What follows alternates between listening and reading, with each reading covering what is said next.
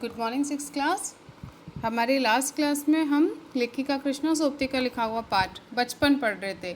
उसमें वो अपने बचपन के दिनों को याद करती है। ठीक है, हमने कहाँ तक पढ़ा था? लास्ट यहाँ तक पढ़ा था हमने कि वो स्कूल के दिनों में चना जोर गरम और अनारदाने का चूर्ण खाती है और चने जोर गरम का स्वाद उन्हें आज तक भी याद है। और एक वही चीज़ है जो उनके ज़माने में भी मिलती थी और आज के ज़माने में भी मिल जाती है।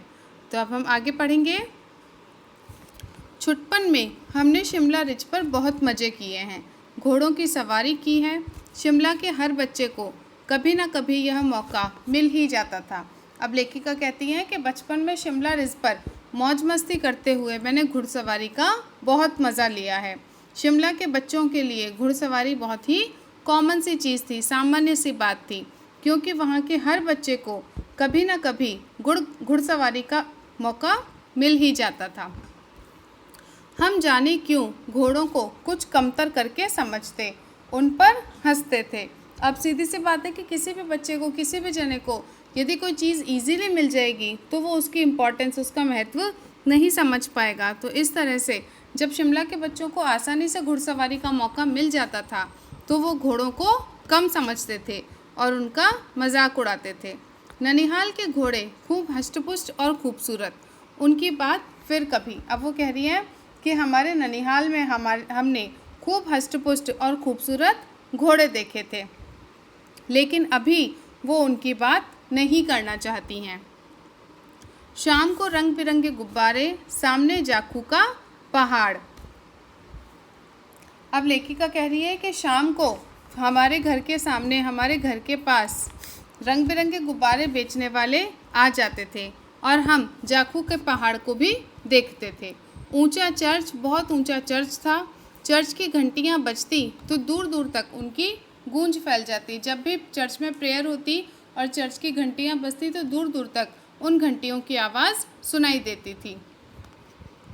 लगता इसके संगीत से प्रभु यीशु स्वयं कुछ कह रहे हैं। अब लेखिका कह रही है कि जब चर्च की घंटियां बजती तो ऐसा लगता मानो घंटियों के संगीत के माध्यम से स्वयं प्रभु यीशु हमसे कुछ कहना चाह रहे हैं, कुछ कह रहे हैं। सामने आकाश पर सूर्यास्त हो रहा है, गुलाबी सुनहरी धारियां नीले आसमान पर फैल रही हैं।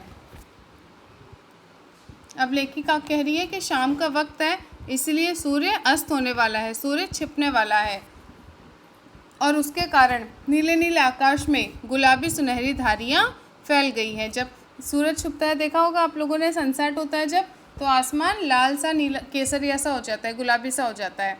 तो वो कह रही हैं कि सूर्यास्त के कारण जो आसमान है वो ऐसा लग रहा है कि नीले नीले आसमान में गुलाबी सुनहरी धारियाँ फैल रही हैं। दूर दूर फैले पहाड़ों के मुखड़े गहराने लगे और देखते देखते बत्तियाँ टिमटिमाने लगीं। अब वो कह रही हैं कि पहाड़ जब अंधेरा होने लगा तो पहाड़ अंधकार की छाया में खोने लगे। ठीक है, और देखते ही देखते घर की लाइटें जलने लगी। रिज पर की रौनक और माल की दुकानों के चमक के भी क्या कहने। अब लेखिका कृष्णा सोपती कह रही है कि टिमटिमाती रोशनी में वहाँ की दुकानों की चमक बढ़ गई है। स्कैंडल पॉइंट की भीड़ से उभरता कोलाहल, और स्कैंडल पॉइंट वहाँ का एक पॉइंट है जहाँ पे लोग घूमने जाते हैं, टूरिस्ट वगैरह सब जाते हैं। तो वो कह रही है टूरिंग पॉइंट है वो, है ना। तो वो कह रही है कि स्कैंडल पॉइंट की भीड़ में चहल पहल बढ़ गई थी, वहाँ पे लोगों का शोर होने लगा था। नेक्स्ट देखो, सर्वर। स्कैंडल पॉइंट के ठीक सामने उन दिनों एक दुकान हुआ करती थी जिसके शोरूम में शिमला कालका ट्रेन का मॉडल बना हुआ था। अब वो कह रही है कि स्कैंडल पॉइंट के ठीक सामने उस समय एक दुकान होती थी और उस दुकान के शोरूम में शिमला कालका ट्रेन का मॉडल बना हुआ था। शिमला कालका ट्रेन, एक ट्रेन चलती है, 6 घंटे लेती है शायद वो पहुंचाने के, वो ना वो टॉय ट्रेन होती है वो, तो वो पूरा शिमला घुमा देती है हम लोगों को। उससे जो भी वहाँ की नेचर है हम लोग इजीली देख सकते हैं उस ट्रेन से। 6 घंटे का सफ़र होता है आई थिंक उस ट्रेन का। तो वो कह रही हैं कि उस दुकान के शोरूम में शिमला कालका ट्रेन का मॉडल बना हुआ था। इसकी पटरियाँ, उस पर खड़ी छोटे छोटे डिब्बों वाली ट्रेन, ठीक है, ट्रेन भी बनी हुई थी और ट्रेन की पटरियाँ भी बनी हुई थी।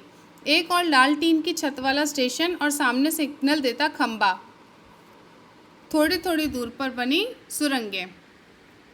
एक तरफ तो रेलवे स्टेशन बना हुआ था जिसकी छत लाल टीन की थी और सामने ट्रेन को सिग्नल देता हुआ खंबा खड़ा था और थोड़ी थोड़ी दूर पर सुरंगें बनी हुई थी। वो जो शिमला कालका ट्रेन है, जो टॉय ट्रेन है, वो सुरंगों से निकलती है, तो उसी तरह से पूरा वो मॉडल बना हुआ था। पिछली सदी में तेज रफ्तार वाली गाड़ी यही थी।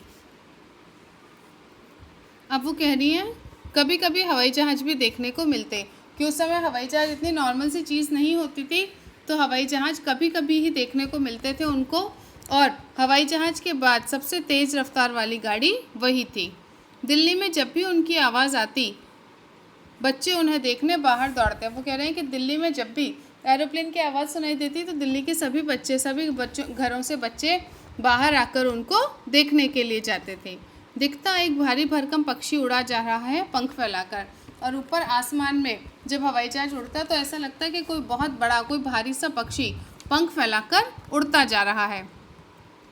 यह देखो और वह गायब। उसकी स्पीड ही इतनी तेज़ लगती, हवाई जहाज़ की स्पीड इतनी तेज़ लगती कि पलक झपकते ही वह गायब हो जाता, आंखों से ओझल हो जाता।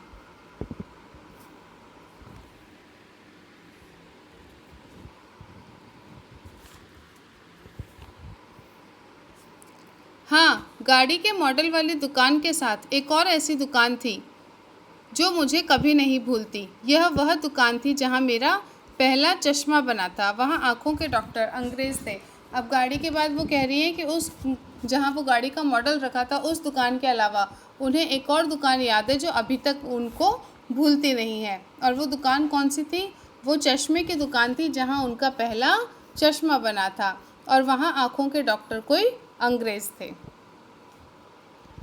शुरू में चश्मा लगाना बड़ा अटपटा लगा। वही बात है कि कोई अजीब नई सी चीज़ होती है तो वो सबको अजीब सी लगती है।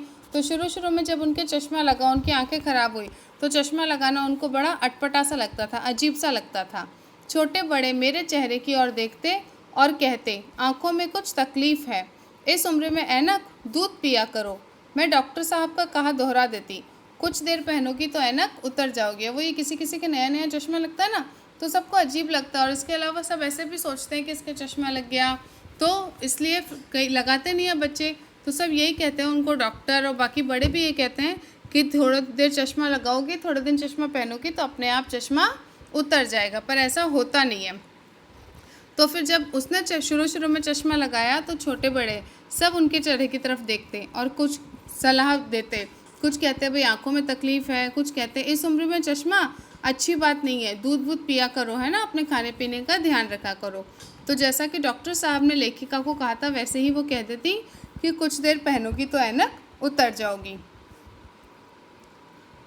वैसे डॉक्टर साहब ने पूरा आश्वासन दिया था, लेकिन चश्मा तो अब तक नहीं उतरा। अब वो कह रही हैं कि डॉक्टर ने तो कहा था कि मैं थोड़े दिन पहनूंगी तो चश्मा उतर जाएगा, लेकिन मुझे तो इतने साल हो गए चश्मा पहनते पहनते, अब तक मेरा चश्मा नहीं उतरा है। नंबर बस कम ही होता रहा है, बस नंबर ज़रूर कम हो रहा है। मैं अपने आप इसकी जिम्मेवार हूँ। अब वो लेखिका कह रही है कि इसकी जिम्मेदारी भी मेरी अपनी ही है। कैसे जिम्मेदारी है? जब आप दिन की रोशनी को छोड़कर रात में टेबल लैंप के सामने काम करेंगी तो इसके अलावा और क्या होगा। वो कह रही है कि जब दिन में अच्छी रोशनी होती है तब तो मैं काम करती नहीं हूँ, और रात को पूरी रात टेबल लैंप जलाकर उसकी रोशनी में काम करती हूँ, तो इससे तो आंखें और ज़्यादा कमज़ोर ही होंगी।